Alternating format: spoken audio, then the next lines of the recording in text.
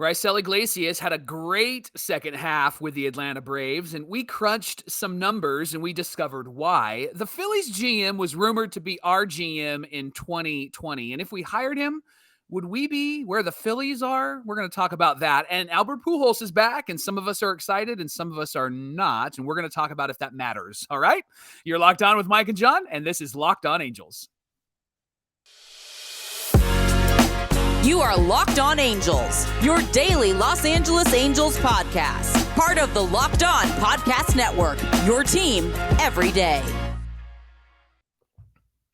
And John and I thank you for making Locked On Angels your first listen today. Of course, we're free and available wherever you get your podcasts. And if you give us a rate and a review on Apple Podcasts and Spotify, it really helps others to find the show. And we beg, we plead for 5 stars. We appreciate that. And if you're watching on YouTube, you can click subscribe and the bell to be notified every time a new episode drops.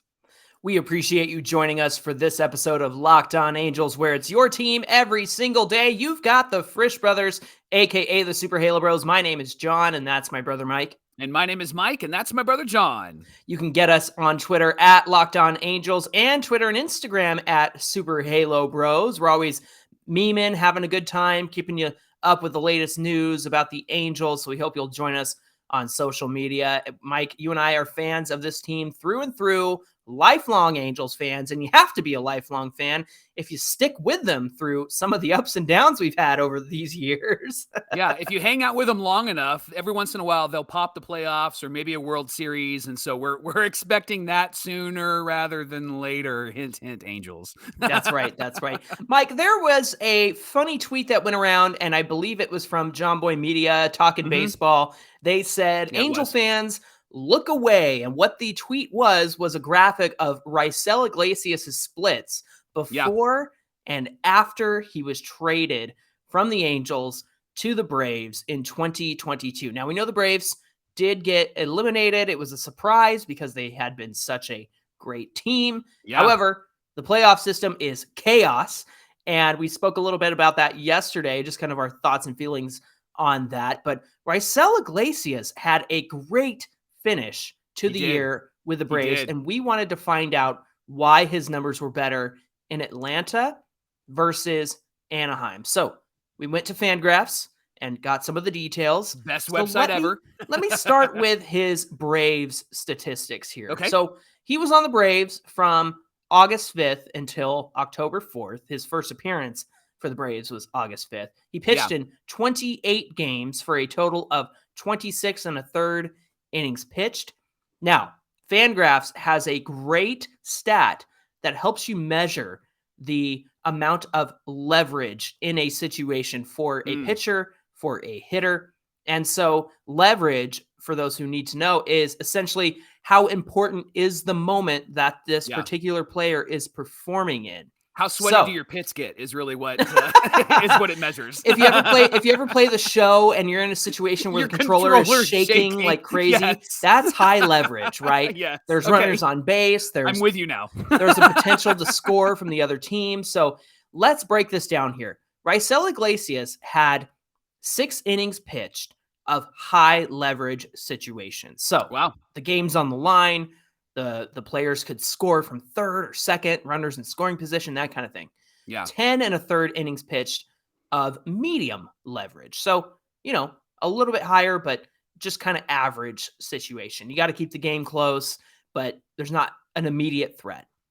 And then finally, 10 innings pitched of low leverage situations. But Mike, talk about his time with the Angels in 2022. Yeah, much longer time this last season with the Angels, from April until July when he was traded. 39 games, 35 and 2/3 innings pitched. And here's what's interesting. The Angels were not great, and you can see that in his numbers. So the controller is really shaking in 7 innings pitched of high leverage ball for Raisel. He was in a medium leverage situation when he was in 11 and a third innings pitched. And then most of his innings were actually low leverage, 17 and a third innings pitched. And so there's some similarities with the Angels and also some differences with the Braves. And so I found those numbers really interesting. And then you went to Baseball Reference, John, and even went a bit deeper. So share those numbers. Yeah, I used the combined powers of Fangraphs and Baseball Reference to come up with this. Baseball Reference has a stat called the average leverage index. So it measures the average amount of high leverage, low leverage, medium leverage that a player faces, where 1.0 of average leverage index, ALI, is average pressure. Below 1.0 is low pressure. And above 1.0 is high pressure. So with the Angels, Raisel Iglesias faced 1.3 average leverage index. So he was in a lot of high pressure situations on average. Now his stats say he went 2-6, 2 wins, 6 losses. He had 16 saves and 3 blown saves. Now with the Braves, he had a 1.36 average leverage index, so slightly less than with the Angels. But here's the numbers that really speak to me, Mike. Raisel had 1 save with the Braves, 1 blown save, and 15 holds. Now, holds are any situation that is not a save situation, but essentially the 7th inning, the 8th inning, getting the inning turned over to your offense, right? And keeping the score where it is. And that's a hold. So to me, the numbers say that he had slightly more pressure with the Angels, but the 15 holds tell me, and the numbers show, Raisel Iglesias was used in the 7th and 8th inning much more than the 9th inning where he's closing a game, right? Yeah. So he kind of played the Scott Shields role, early 2000s for the Angels with the Braves this season. And isn't it interesting that he really struggled in non-save situations with the Angels and was really great in save situations, but those roles kind of reversed when he went to Atlanta. They had Kenley Jansen, who was at the back end of their bullpen. And so, of course, you have Raisel coming in the 7th and 8th inning. And it's almost as if when you tell ball players, specifically Raisel, hey, this is your role, it's like he owns it. It's like he becomes that. And he's going to focus on that. So it would make sense why he was a little bit better in non-save situations and holding the game than he was with the Angels when he was the closer. Because maybe for Raisel and perhaps for a lot of baseball players, if you clarify their role, this is what I need you to do. It seems like they're really strong. And there's some outliers, of course, but it seems like for the most part, they're really strong at what they do. And for Raisel, obviously the Braves are in contention and they're having to come back, and they ended up passing the Mets and all of those things. I think that for him, the fact that he had more pressure with the Halos was because he was our closer and because we had a terrible bullpen and he inherited a lot of the mess as well. And so that would make sense. And I'm going to add one more and to this. Our offense was terrible. So games that were probably 6-1 in Atlanta would have been 2-1 in Anaheim. So it would make sense why he had a bit more pressure. And so, congratulations on having a phenomenal end of the season, but it also makes sense why his numbers were a little bit better in Atlanta. He didn't really have the pressure that he felt in Anaheim when he got traded. Yeah. The other thing I would say is him being on a contender and knowing where they're going at the end of the season. I think, that guy has always been a gamer. He's always been a competitor. And at the beginning of the season, I know that honestly, before the losing streak and before it looked like the Angels were going to go somewhere this season, he was a big part of the bullpen, and he was closing out games the way that we expected him to. And even going back to last year, he was a great closer most of the time.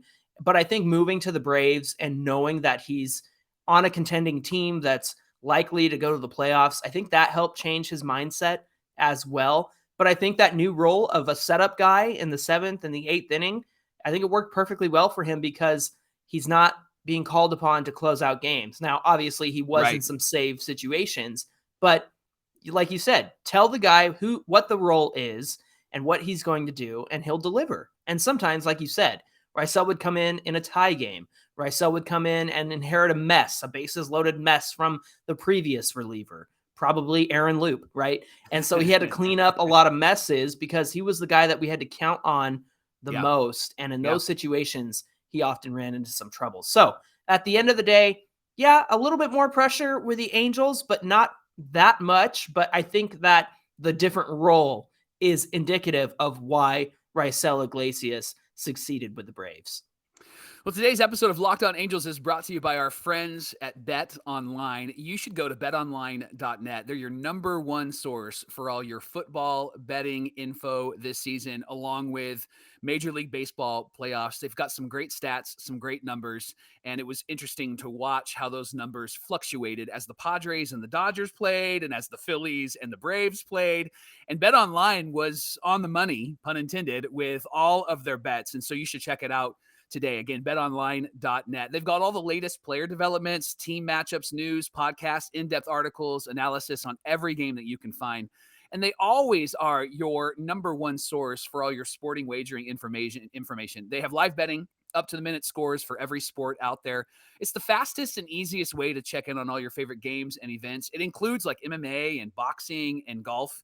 So head to betonline.net or use your mobile device to learn more about the trends and the actions. Bet Online, where the game starts. We want to thank you for making Locked On Angels your first listen of the day. Mike, heading into the offseason, we're going to need to see some magic from Perry Minasian in order to get this team to be competitive in 2023 and stay healthy in 2023. And we've got lots of conversations, of course, lots of off-season talk. We've got plenty of time to talk about the off-season in the coming weeks. But there's an interesting thought that you brought up about Perry being our GM versus somebody who could have been our GM. Talk about that. Yeah, so Dave Dombrowski is the GM for the Phillies, and he's obviously put together a team that is in the NLCS, and he's took Brandon Marsh away from us and took Noah Syndergaard away from us, and what a great move that ended up being, because both of those guys were key in defeating the Braves and getting to the NLCS.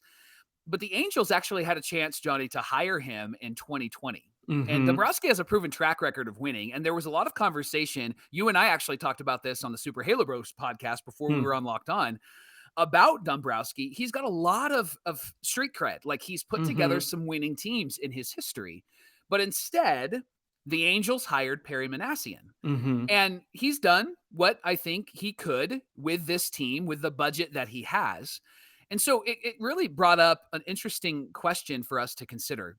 Would have Dombrowski been a different GM than Perry? In other words, would we be where the Phillies are right now if we had hired Dave instead of Perry? Or do you think that this is an organizational issue, hint, hint, Artie issue, and it's not really a matter of what GM we get in there. It's a matter of what they're actually allowed to do, how much money they're allowed to spend.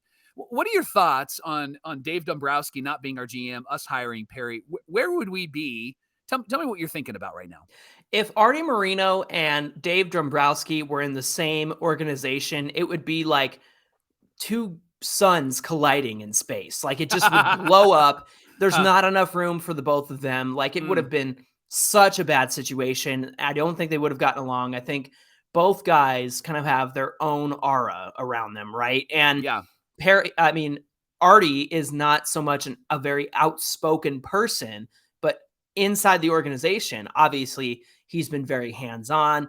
Obviously, he has strong opinions about who to get and what free agents to sign. And Dombrowski, with his track record, I think it just would have been a bad situation of just very big personalities colliding. The other thing I would say, Mike, that would concern me about Dombrowski is the fact that he is known for trading away prospects so that they can get win now pieces. And the Angels have always needed to win now, especially with the last 10 years of Trout. Get Mike Trout to the playoffs. Get Shohei Ohtani to the playoffs. Yeah. But I think the issue there would be we would be right back in the same rut that we've been in for the last 10 years because of the bad development, the bad drafting from Jerry DiPoto and Billy Epler, right? I think that we would have worked to build the farm system up, even though our farm system has not been great.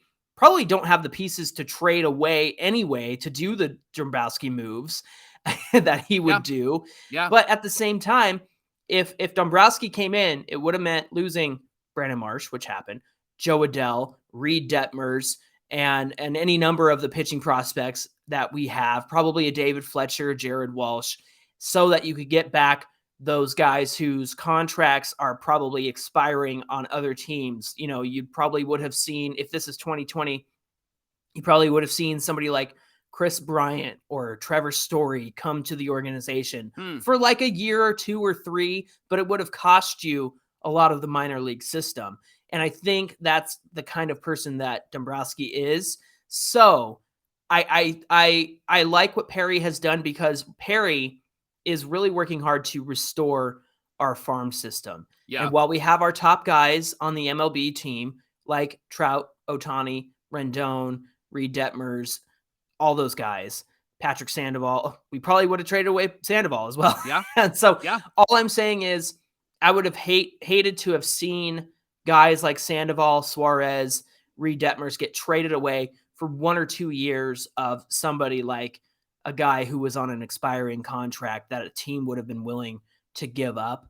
And I don't think it would have been enough to get the Angels to where they needed to go. Okay. So I think with Perry Minasian rebuilding the system, I think that has been a much better and much more needed approach in the last few years. But see, what are your thoughts? I know you're going to disagree with me. Yeah, that would have been my pushback is what if we made the playoffs? But if you don't think that we actually would have made the playoffs, I don't think we would. Sense.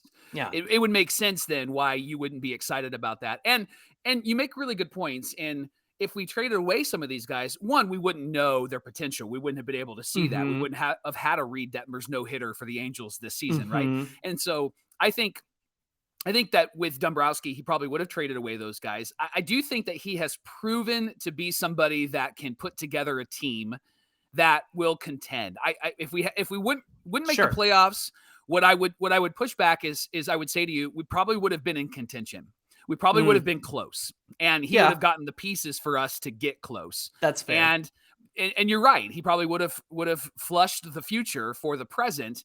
But the thing that we don't know is what we have right now. We don't know about Sandoval or Detmers if we traded them away.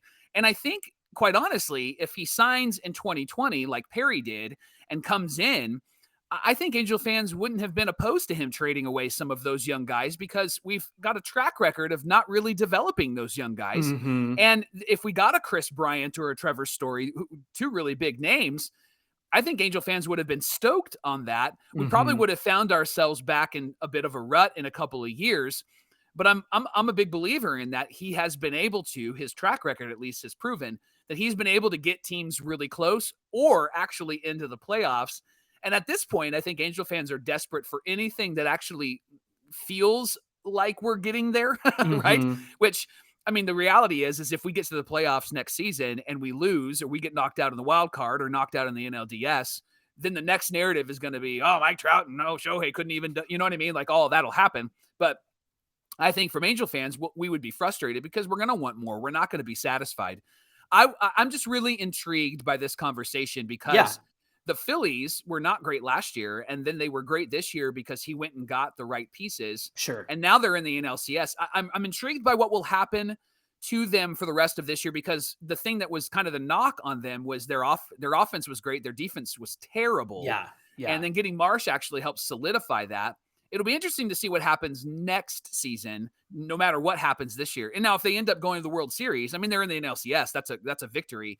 But if they're going to the World 100%. Series and perhaps even winning it, I mean, Dave Dombrowski is going to look like a genius, even if they have 3 straight losing seasons after that. Yeah, that's the trade-off, right? You make it once and then you're going to be bad for a little while. Obviously, we see that with like the Nationals and Marlins everything. fans know what that's like too. Yeah. Right?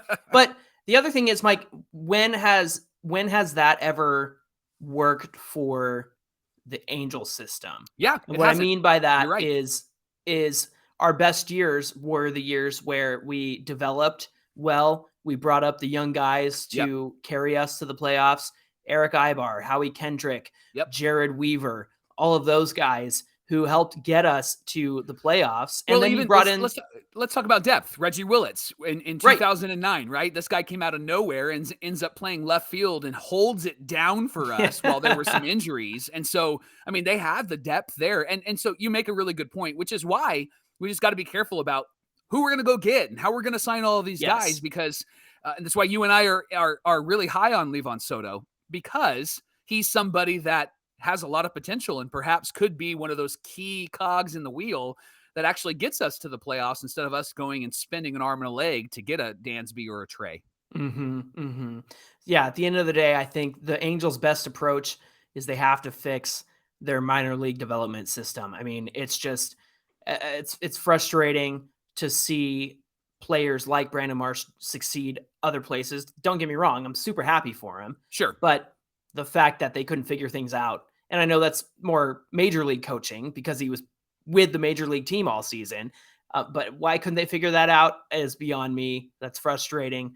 But I do have to believe that the best route for the Angels is to keep investing in the young talent that they have, let them be the depth, and go out and get the pieces that you need in the offseason. Well, after hitting his 700th home run this last season, 701 to end his career, and having his best... I think it was 702. That's right. That guy just was a machine. He had his best season in 10 years. His worst is a Cardinal, but best in 10 years, better than any Angel season. Yeah. Albert Pujols retires. And then there's this conversation. We all were aware of it. We thought it went away. It came back up. Remember, he signed a long-term deal with us, 10 years, $250. Those numbers seem so small now. No kidding. And then there was this 10-year, $10 million personal service contract that he signed with Artie Moreno. And so we were like, nah, there's no way that he's coming back. There's no way that's going to happen. Not after what happened last season. Right. And then Albert said, oh no, I'm going to do that.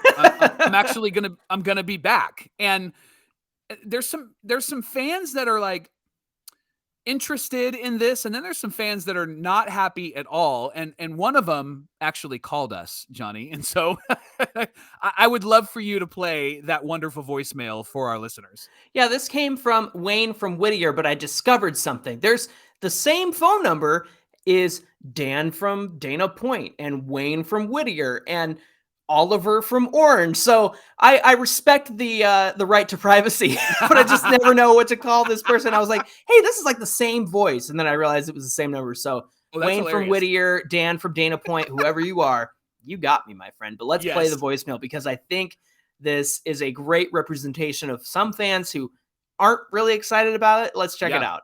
Yeah. How can a retiring narcissist sitting next to Perry in the booth for the next 10 years for $1 million help our club?